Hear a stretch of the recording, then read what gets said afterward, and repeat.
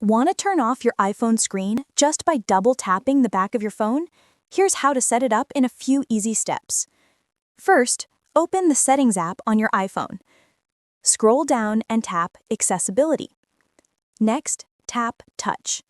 Then scroll all the way down and select Back Tap. It's near the bottom of the menu. Now choose Double Tap. This opens a list of different actions you can assign to the Double Tap feature. Scroll through and select Lock Screen. Once that's done, you can test it right away. Just double tap the back of your iPhone and your screen will instantly turn off, just like pressing the power button.